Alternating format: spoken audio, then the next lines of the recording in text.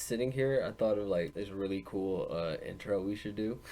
At the beginning, it should just be like, Warning, the following podcast is extremely corny. Listen at your own risk. Nerd!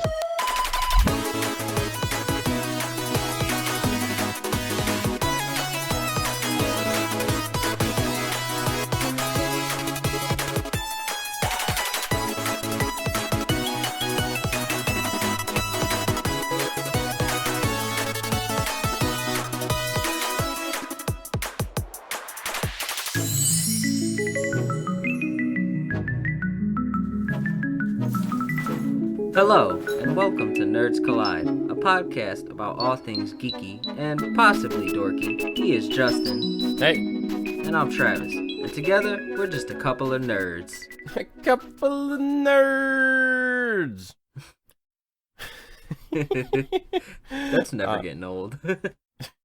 Yeah, I had the thought of like a shirt that just said "Cup of Nerds." I was like, man, that'd be a good shirt. And then I remembered that that wrestler Enzo Amore had a shirt that was like "Cup of Haters" or whatever. I was like, damn. I wish I would have came up with that. Anyway, if you're still listening, yeah, if you haven't clicked off already, if you're still listening, thanks for listening. Thanks for taking the time to stop and press play wherever you're listening, whether it's Apple Podcasts, Spotify, YouTube, or any other platform, really. We're glad you're here, and we can't wait to tell you more about the show. This is kind of going to be a who, what, when, where, and why. And why. And we're just going to jump right into it. Yeah, so again, I'm Travis and he's Justin, and together we're the minds behind this podcast. And I think a good place for us to start is for each of us just to kind of take the time to briefly explain the inspiration or the reason that we wanted to start this show. We're not going to get too personal, or you guys are going to get to know us over the course of the episodes, probably all 10, and that'll probably be all we do. You're gonna get to know us. You're gonna get to know us real well based on this one episode. Yeah. Right? But I think for now, a good place to start is just to, go over our inspirations. So Justin, why did you want to start this show? Why did I? No, I think we've been kicking around the idea of starting a podcast for, I think we figured out like at least 5 years. 5 years minimum. Kicking around the idea of starting a podcast. And I was someone who was never really into podcasts until the last like 2 years, I would say.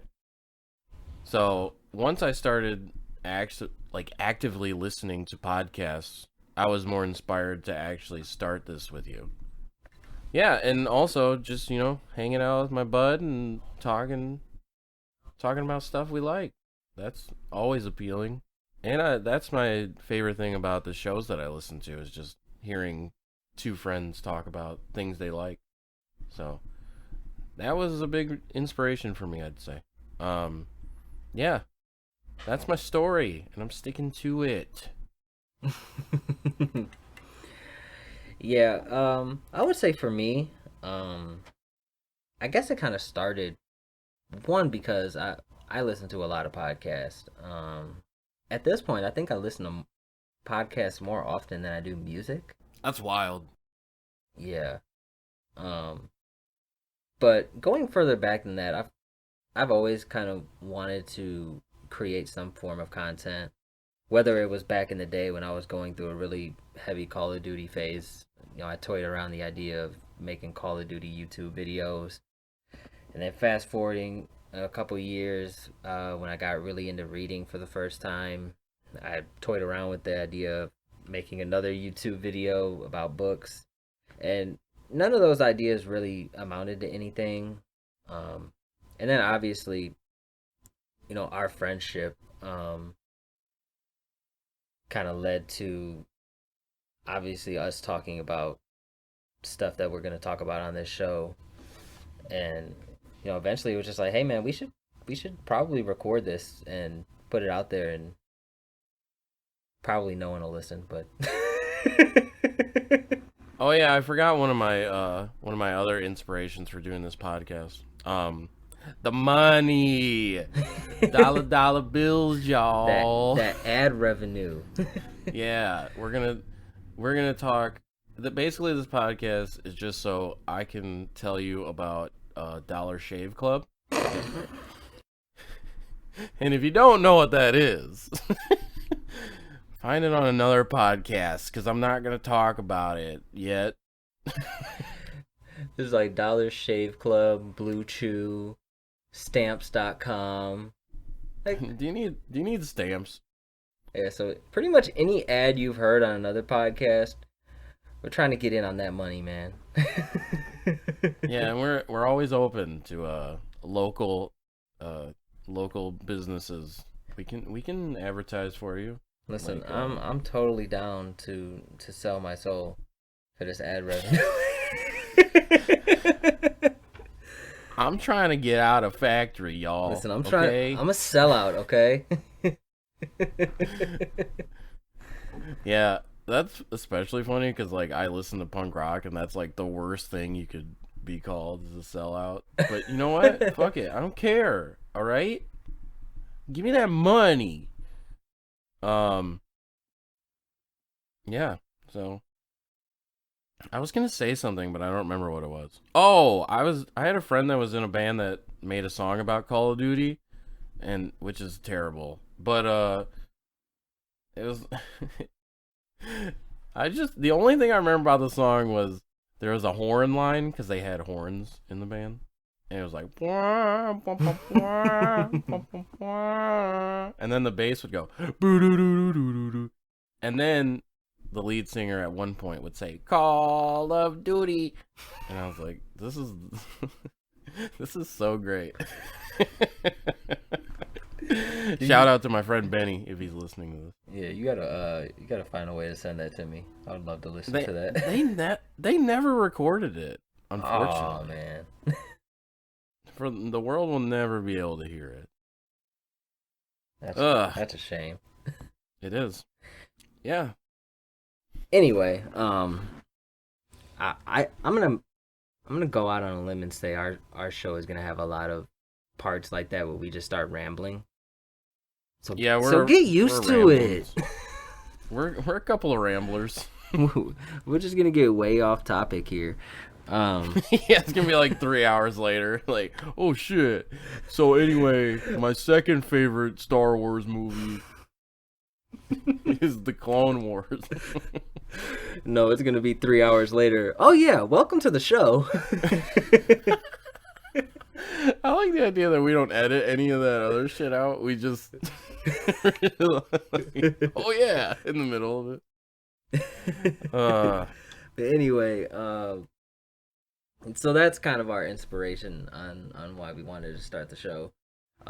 We wanted the money, we wanted that podcast money, and we enjoy talking to each other. And hopefully you'll enjoy listening. Yeah, hopefully. Yeah, so, you're probably wondering right now, what are we going to talk about? Yeah, what is this show about? What the heck are we doing here? And maybe you're also like, what? What? What? So let me tell you what. Essentially, this show is just going to be a couple nerds nerding out about whatever we want. It could be video games, music, books, television, you name it. We're probably eventually going to discuss it. Yeah, so each episode will have somewhere between 1 to 3 topics of discussion, but probably don't hold us to that because we're just going to play this thing fast and loose. It's going to be no holds barred. Fast and loose, brother. Yeah, we already have a laundry list of topics ranging from what we've recently played, read, or watched. Recent news in the world of video games. Reminiscing about some of our favorite memories. Rankings. Reviews. And that's just scratching the surface. Yeah, and also each episode you can expect a random recommendation from us. Maybe you're in between games or going through a reading slump, or just want to find the next binge-worthy show or podcast. Well, guess what? We got you. got you covered, bro. Bro, do people still say bro? Yeah. Or is it unironic now? Like there's I don't know. I personally don't. Yeah, I was like, the only time I ever say it is when I'm trying to be dumb. Like, I'm just like, got you, bro. Bruh. Do people say bruh? Bruh. Bruh. I don't know. We're too old for that. Yeah. So Nerds Collide is going to be a bi-weekly show with plans to release in April. We're still kind of working out the hard details. Not sure what day of the week is going to be releasing on, but if you follow our show on Twitter, Instagram, and you can find us at Nerds Collide Pod on both of those sites, you'll be able to find the details there. Yep, so sometime in April. Sometime in April, you're going to hear a couple episodes from us. April 2023. Damn. Man, we're going to be hard at work. We got a year. We got to figure this shit out. We're just going to have like 100 episodes pre-recorded. And just drop them all. Just be all outdated stuff. The ultimate Netflix binge. Right. Release the entire series. You want to binge? Here you go. Yeah, so now we're going to give you a little taste of what to expect. A little snippet from one of our test recordings where we discussed the recent news. Kind of old news now, but It was whatever. It was recent when we recorded it. The recent news regarding the Nintendo eShop closure, specifically for Wii U and Nintendo 3DS. Thanks again, guys.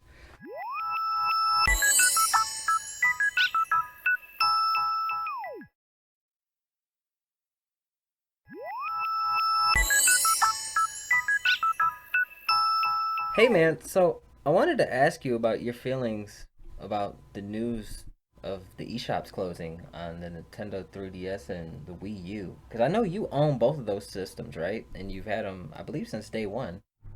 Yep, I got I got the Nintendo Wii U pretty much at launch. Like, I think it came out sometime in November, and my girlfriend at the time bought me it, and like it was December, the middle of December. Actually, I think it was earlier than that, like maybe the first week of December. And we were just like at home, and she's like, "Hey, I'm really excited to give you your Christmas present. Do you want to open it right now?" And I was like, all right.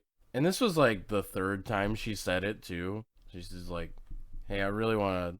Like 2 other times she had she had done this, and I'd be like, "No, we gotta open it on Christmas." And then the third time she was like, "Do you want to open it?" I'm like, "All right." And then it was a Wii U. I was like, "Hell yeah!" And then I played it and loved it, and no one else did. And then,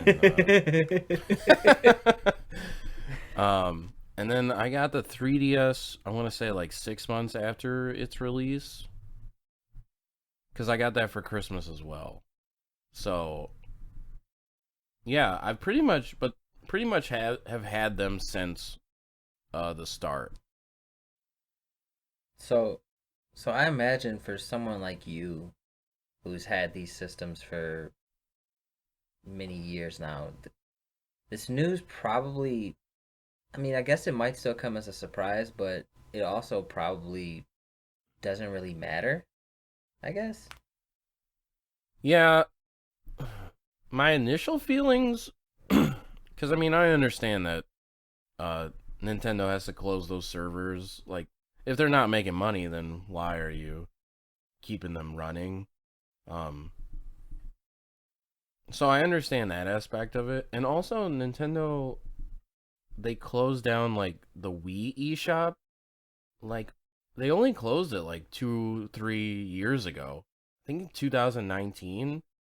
And the Wii U came out in 2006. Or 2007. 2006, 2007.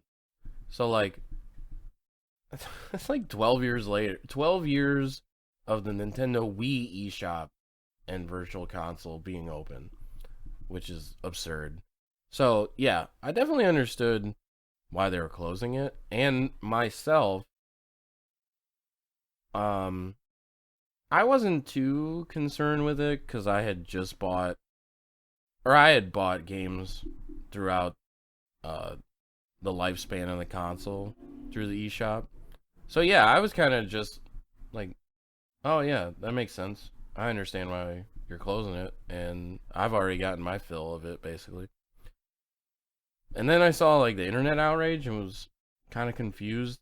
It at first felt like outrage just for outrage, or like a fear of missing out because not a lot of people bought the Wii U, so it kind of just came off as like a fear of missing out. The FOMO, FOMO, bro. Yeah, I was definitely feeling that because it's funny how the universe works because I don't remember what day that the news came out, but it was earlier that week or a few days before. Me and you were talking back and forth because I was like, man, I didn't know that the Wii U and the 3DS had this virtual console on the eShop where you can go and buy all of these older games. So I was like, man, I'm gonna go pick up one of these systems so that I can download a lot of these older games that I never played or missed out on or what have you. And then it was a few days later, they're like, nah, bruh, we're shutting it down. Nah, bro. Oh, just to be clear, we should probably like state the facts of it real quick. Okay. So, the ability to use credit cards to make purchases will end on March 23rd, 2022. That is very soon. Yeah. That is. And it might have already passed by the time you're hearing this.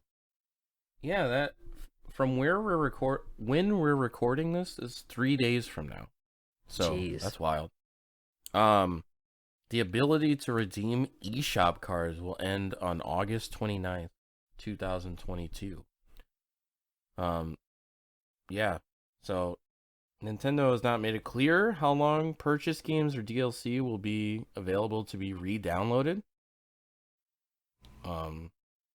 So if if your system gets corrupted or anything like that, you are probably SOL, bud. I think that all of us are. I think that's like one of the things I would potentially have an issue with if I had one of these consoles, where it's like, okay, if my system breaks, I can't just go pick up another one and re-download all the things I purchased. Yeah. Which, I mean, it brings up like the age-old question, like if you buy a digital game, do you own it? Yeah, especially now that most systems are going towards digital only. Like we have two major consoles, Xbox Series X. Is it Xbox Series X? So the Xbox Series S is the one that's digital only. Okay, so the Xbox Series S is digital only. And then you have a PlayStation 5 digital only. Right. And then obviously Nintendo Switch, you can download games off their eShop as well, and Steam being digital only. Although they have a better setup because you'll never have a problem with Steam. Yeah, I think the same is true for Microsoft and Sony as well. It's been a while since I've looked through their digital marketplace or eShops or whatever they're called. But I believe like if you go on like the PlayStation Store, you can purchase and download PlayStation 1 games. Like you have that option, and then obviously Xbox has Game Pass. So yep. I think it's really just Nintendo that doesn't really support their back catalog that well. Which is weird. They're a company all about nostalgia, for their older titles. So it is weird that they have the Nintendo Online where you can play Nintendo and Super Nintendo games, and they just added Sega Genesis and Nintendo 64. Right. But even then, like, there's some games on the 3DS eShop that are gonna be gone forever. Right. Like, you'll never be able to play these games again, and they're never gonna get ported to the Switch for like actual technical reasons. As like, let me make that clear. Some of these games cannot be ported just because they rely on touchscreen and 3D. I guess though the Switch is a touchscreen, so it shouldn't be that hard to port some stuff to it. But maybe like aspect ratio and just resolution and stuff. Yeah. See, the thing for me is that sucks about this is because, especially with the Wii U, I mean, most of the games that were exclusive to the Wii U have already been ported to the Switch. Right. So really, there's no reason for me to now go out and buy a Wii U. And the crazy thing is, I still kind of want to, just like to have it and like for it to sit on my shelf. Because I've over the past few weeks, I've really gotten like back into retro gaming. Like I just a few days ago, in the same day, I bought a OG Xbox and a GameCube in the same day. And I was in one of these retro stores and I was looking at this Wii U and it was fairly inexpensive compared to prices that you see on like Facebook Marketplace or eBay. So I'm like, man, I might pick this up. And then I remembered like, oh, there's no reason to. Yeah, there's only like 3 or 4, a handful, I'll say, games that haven't been ported to the Switch. Like Yoshi Woolly World has not, but also you have Yoshi Crafted World on Switch. I did hear that Woolly World was a lot better though. Yeah, Woolly World is Woolly World. That's hard to say. Woolly World is a lot better, honestly, and I've played both. There's a Kirby game that is not been ported yet. Although that one would be, I think, would really benefit from a port, honestly, because it's all touchscreen, I think. Yeah, and then there's like a really weird game that hasn't been ported. Actually, I'm gonna look this up because it's called like Demon Hand or something, and it's like it's rated M, and apparently it's really terrible. Like, but it's an exclusive game. Wind Waker HD port, which is the better port, which is the best version of it, I would say. They should port that though. That's a great game. They need why haven't you done that, Nintendo? Come on. Oh, Devil's Third, that's what it is. Yeah, so Devil's Third, if you want to play apparently a really terrible game, you can play Devil's Third. You can buy a Wii U for like $200, and then yeah, it gets a 43% rating on Metacritic, a 5 out of 10 on Nintendo Life, but it does get a 4.6 out of 5 on eBay. So I don't know who you're gonna trust there. Yeah, honestly, I think I still will eventually pick up a Wii U just to have it because I know it has such a low install base that as the years go by, it's gonna become harder to find. Prices are gonna go up. Yep. So, I mean, if you're a collector and you don't have a Wii U, it's probably a good idea to get in now. Which I guess in hindsight, I probably should have picked up that Wii U because it was a pretty good deal. And I had like trade credit at that store, so I only would have paid like $50 out of pocket for it. Damn. But I don't know. It's hard. It's hard for me to pull the trigger on that game on that system when there's other retro consoles that I want to pick up that have games that I want to play, like the Xbox and the GameCube. Yeah, I think you probably made the better choice. As someone who has owned a Wii U, to buy a GameCube and an Xbox, especially GameCube. All right. Apparently, I'm really into this Devil's Third game. because now I'm reading about it and I'm like, man. Well, there's a Japanese magazine called Famitsu, and they've been like, they're a long established video game magazine, video game journalists. They gave it a 33 out of 40, which is actually a really good score. But then like the international releases are all terrible. Like IGN gave it a 3.5 out of 10.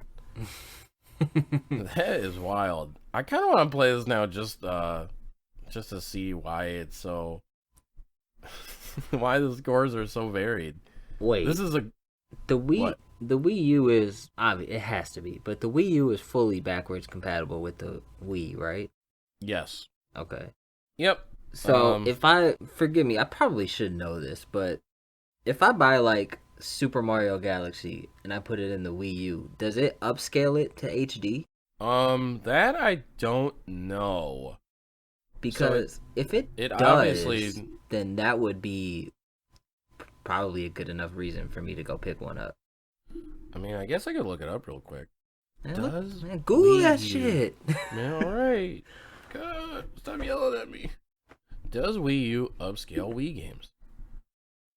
I would imagine it does. You can't make Wii games look better on Wii U. The Wii U upscales 480p standard resolution to 1080p. So yes? What? Are we?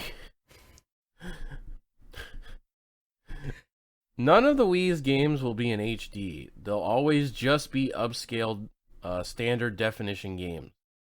So so they will, but also it won't like make a huge difference. Right. I mean, it's not gonna look like a Wii U game, but it'll probably look better. Travis, let's talk more about Devil's Third, okay?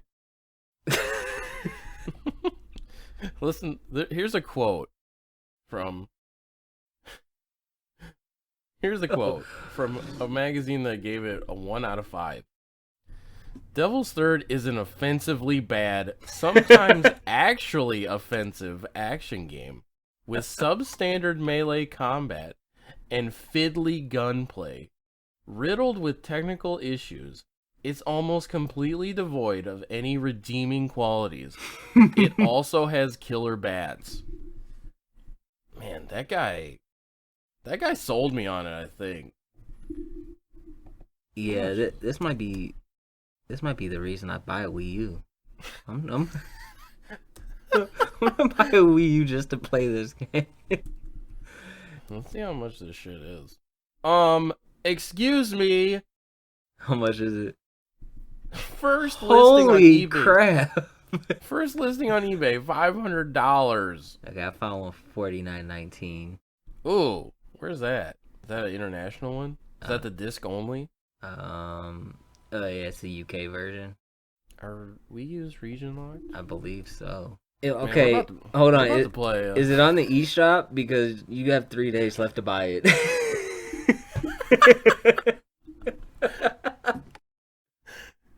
I bet Nintendo took it down. Why is the game so bad, so expensive? They are region locked probably because it's rare.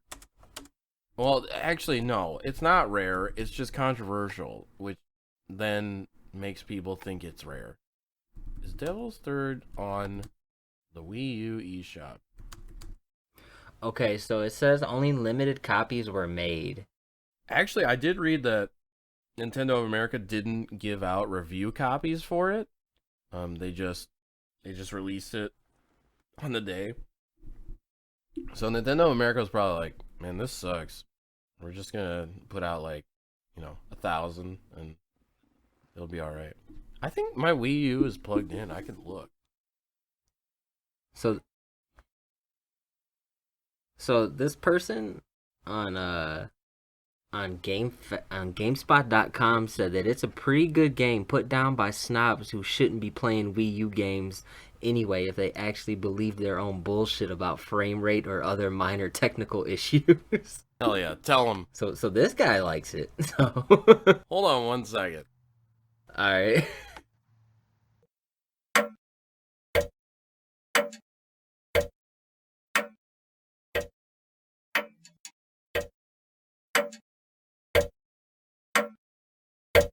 Okay, I had to go grab my Wii U. I'm gonna find it. I'm gonna find this shit, and then I'm gonna play it. Ugh. I know it's gonna be terrible, and then I'm gonna spend $50 on on a game going in I knew was terrible. I'm gonna be like, oh, maybe it's not. Maybe it isn't. Maybe it's good. I would hope it's not $50. All those releases for Wii U are still $50. Maybe we should get back to the topic at hand, though. while I don't know. I'm pretty intrigued by this game now. yeah, this has turned in. I'm gonna go buy. I'm gonna go buy that Wii U today. We're gonna become a Devil's Third podcast where we review it. Wait, so if it's Devil's Third, is that the third game in a series? I think it's a play on It's definitely a play on You and Me and the Devil Makes Three. That makes sense. Connect to the freaking internet. I can't believe this is taking so much longer than I want it to. When's the last time you booted that thing up? I recently actually bought. This is like typical Nintendo shit.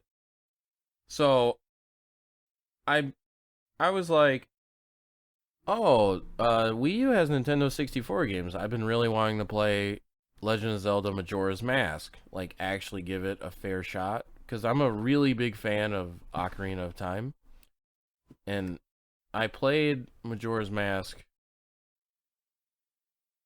a couple times and just could never get into it. Mm-hmm. It's such a different vibe from almost every other Zelda game. Mm-hmm.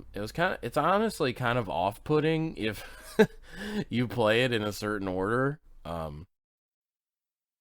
So I could never really get into it. And then I own like a GameCube bonus disc that you got for pre-ordering Wind Waker, I think.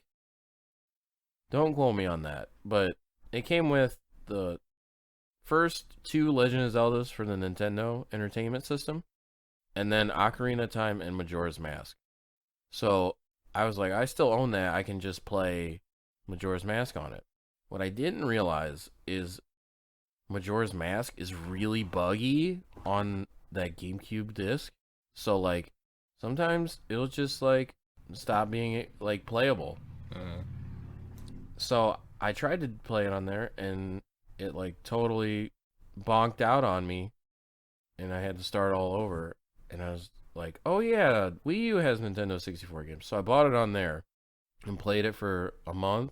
And then Nintendo had a direct where they were like, oh yeah, guess what's coming to the Nintendo online service, Nintendo 64 games, including Majora's Mask. And I was just like, you gotta be kidding me, dude. This is unbelievable. Yeah, so I haven't bought anything since that. I probably should give it a look-see over the next couple of days to make sure I'm not missing anything. Yeah, you got roughly about 72 hours, so it's gonna be one of those things where it's like the 22nd at like 11:59, and I'm gonna be like, oh shit! You know what you should do every time? You remember that episode of Hey Arnold where Helga just kept telling Arnold, "You got 24 hours before you die." Every time you walk by your Wii U, just be like, "You got 36 hours, 10 minutes before you die." I like it. I like the idea of yelling at my Wii U. You got 36 hours before you die. You piece of shit. I love you. I guess it's just sad that, like, there's some eShop stuff on there, like Game Boy Advance, and I want to say there's some TurboGrafx games on there, and still like some N64 Genesis games that haven't been added to the online service. So for a company that is really nostalgic, um, they sure don't have a good setup for game preservation. Um, and they're so weird about it too. Like they just had the release of Metroid Dread, but there's no way to play any of the old Metroid games unless you own a Wii U. Like they could have easily put. Well, I guess you can play the original Metroid on the Nintendo Online, but you can't play. Well, Samus Returns is on. They remade it for the 3DS, but again, like there's no Game Boy Color, or Game Boy Advance games on the online service, so there's really no legal way to play them without buying. Like if you didn't, for you didn't buy a Wii U or 3DS. If you wanted to play all the Metroid games, you'd have to buy either one of those and then buy the games, which is like, I don't know. It's really What weird. what doesn't make sense to me is, so Nintendo is notorious, at least for the last two generations, the Switch and the Wii U, of going through months and months and months of no new games releasing. At least first party games. And I mean, the third party support for Nintendo consoles is a completely different discussion. But you would think that someone at Nintendo would say, "Hey, we don't have any games releasing for like the next 6 months. Why don't we, release some of these older games? They don't have to be physical. You can just release them onto the eShop." But it seems like all they're really interested now is just slowly, randomly adding games to the Switch Online service. Yeah, and I don't even.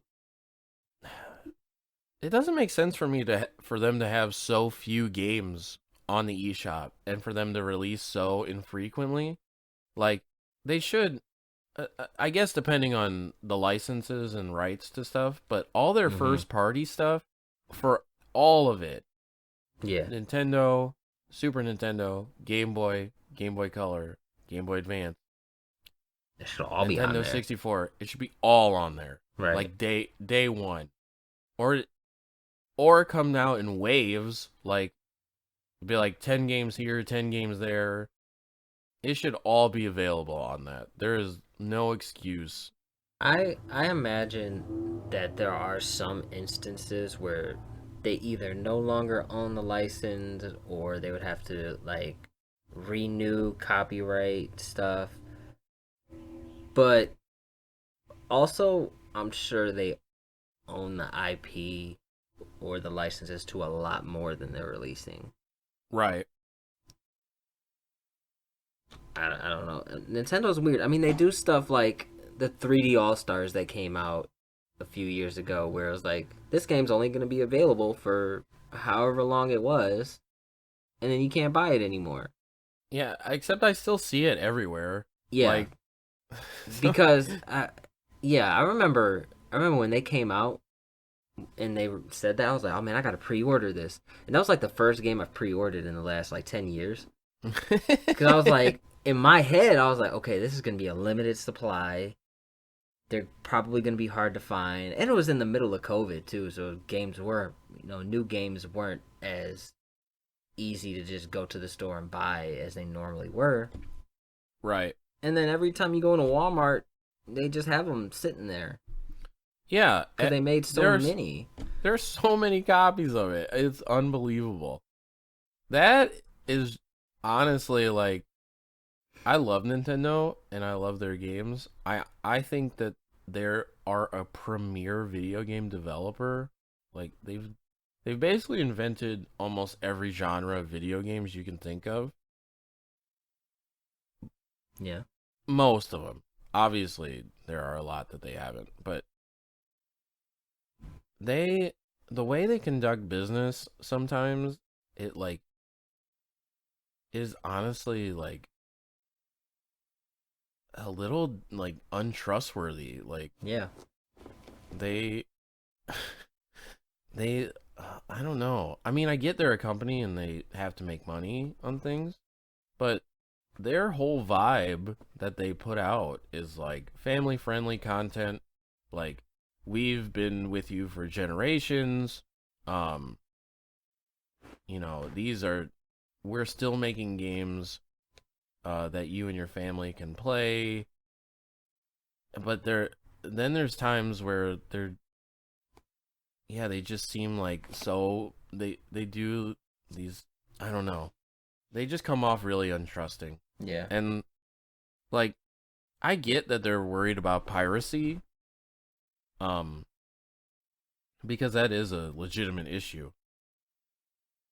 But not having these games readily available is just asking for people to pirate these games. Right. And then they shut down these ROM sites for like having the content, having the games readily available, but they won't put the games available on their online service. So yeah. it comes off like kind of hypocritical, honestly. Yeah, sometimes it's hard to be a fan of Nintendo.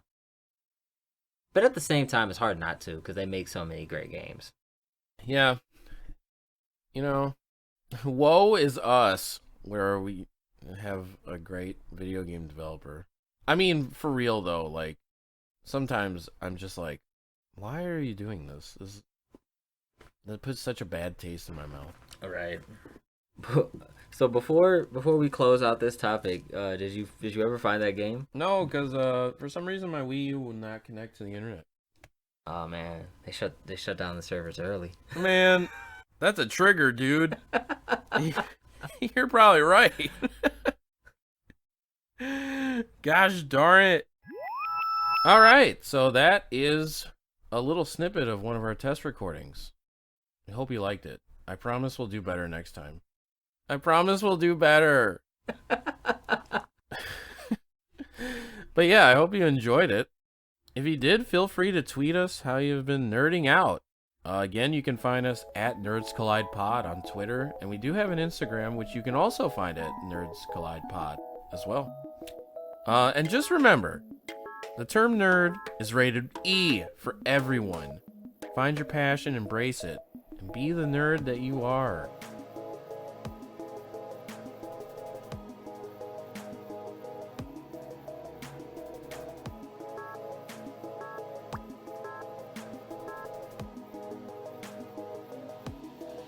So, Devil's Third, it's on the Wii U eShop. It is $30. I might actually buy it.